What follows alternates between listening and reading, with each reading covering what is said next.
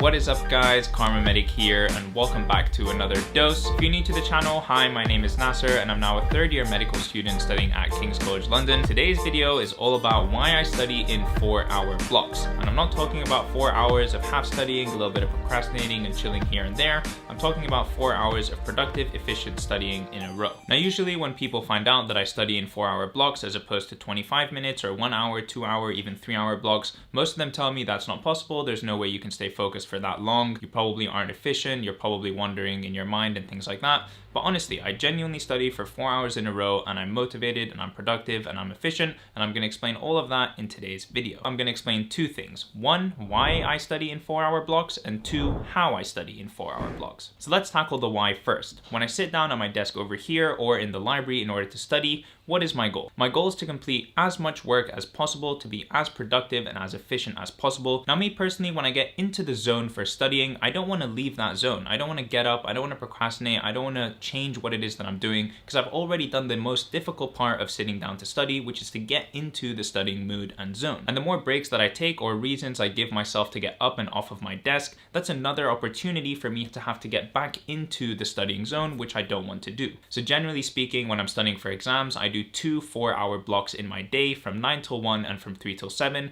and that way I only have to enter the studying mood 2 times, once at 9 a.m. and once at 1 p.m. Now this is the main reason that I personally don't use the Pomodoro timer, because every 25 minutes it's basically giving me an excuse and encouraging me to check my phone or to chill or to get up off my desk or whatever, which is inevitably going to lead to me procrastinating and doing something for longer than just 5 minutes. One thing that I really like about my method of doing 2 4-hour blocks in my day is that I'm done pretty much all the work that I need to do by 7 p.m. Now imagine doing 8 hours of productive and useful work and also being done by 7 p.m. That leaves so much free time in order for you to do anything else that you want. That can be exercise, socializing with friends, playing video games, making YouTube videos, or basically anything. You just give yourself a lot of free time and still do lots and lots of work during the day. Now I understand obviously different studying techniques and timetables and schedules and whatever work for different people. I'm just saying, as far as maximizing efficiency, if you condense all of the work that you have to do into the beginning part of the day, that leaves a lot of hours at the end of the day for you to do whatever you want. Alright, I think I've preached long enough now about why I really like my 4-hour block method.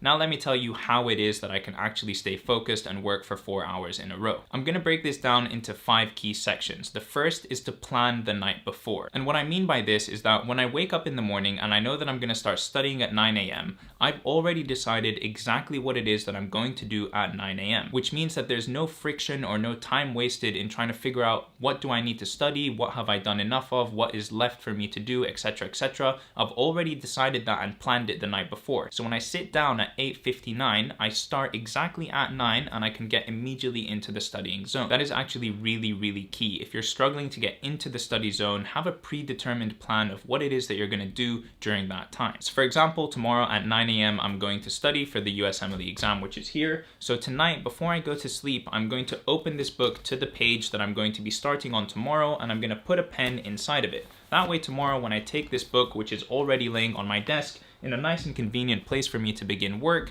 I can literally flip open to the page of exactly where I'm going to start. On top of that, you can see on my desktop over here that I'm already going to go down to the video that I'm going to watch tomorrow morning. I'm going to open it and it's going to be ready, just waiting for me to sit down, hit play, and begin work. Section number 2, don't give yourself a reason to get up and away from your desk. Before I start work at 9 a.m., I've already made my cup of coffee, I've gotten a couple of snacks, and I've organized everything around me that I will possibly need in the next 4 hours so that I can minimize the amount of times that I need to get up and out of my chair. The reason that I do this is because every time you get up and out of your chair, you're giving yourself opportunity for distraction and reason for procrastination. For example, if I go to the kitchen, I'll make myself a snack or a drink, I'll knock on my sister's door and ask her what's going on, let's have a chat.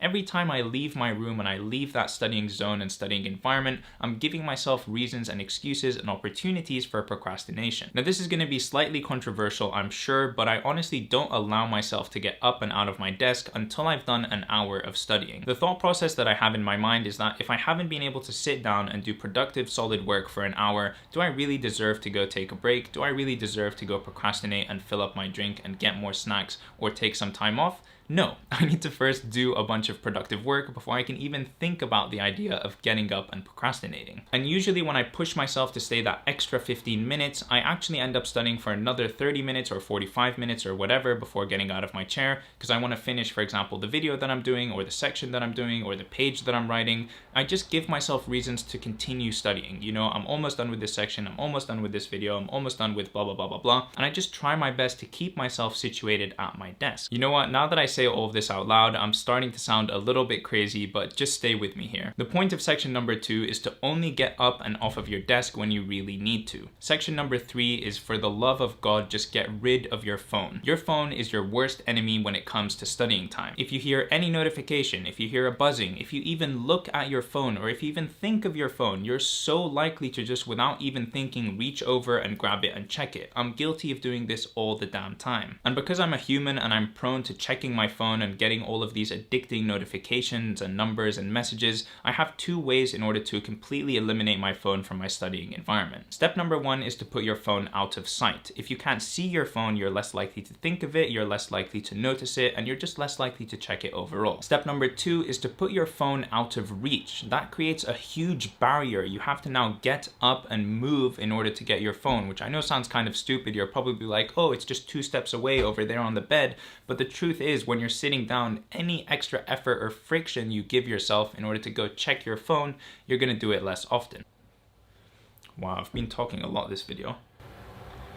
Alright, section number 4 is about giving yourself rewards while you're studying. Genuinely, no joke, probably what gets me through studying sessions the most is the idea of rewarding myself with either something to drink or something to eat, or going out with my friends, or playing video games or whatever. Just having these rewards that I make for myself that I can only unlock once I've done a certain amount of studying. So for example, like I mentioned before, I literally don't allow myself to go get a refill of my coffee or brew a tea or anything like that until I've done at least an hour of studying. It's just now an ingrained rule in my head, like, dude, you're not gonna have coffee or more tea unless you do more work, so you better get that done first if that's what you want to do. My mentality when it comes to doing 4-hour blocks is very simple.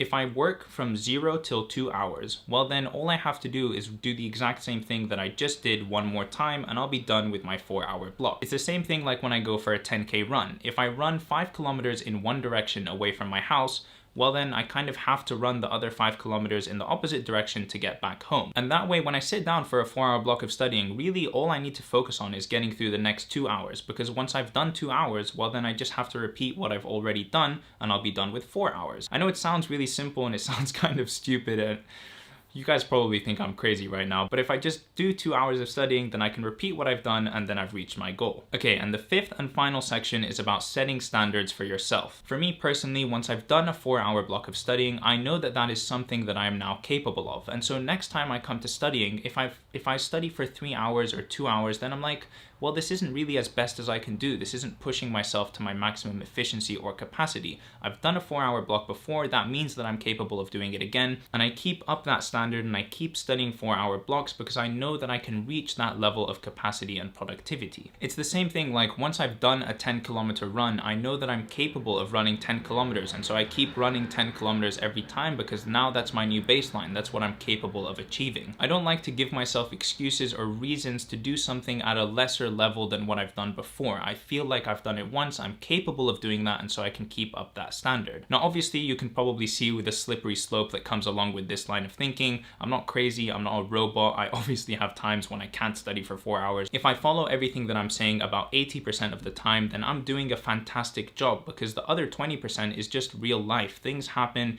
things come up, you need to change and you need to be flexible. But this is my line of thinking, this is my philosophy, and this is what I try to upkeep as much as I possibly can. Okay, and that is it. I hope you guys have found this video useful. I hope you've enjoyed it, and if you did, please do leave a like on this video and subscribe to my channel to see more content from me in the future. If you have any tips for how you like to study or know something that works very well for you and would like to share it with the rest of the community, please do so in a comment down below. I love reading and replying to all of your comments. And that is it for me. I will see you guys in the next video. Peace.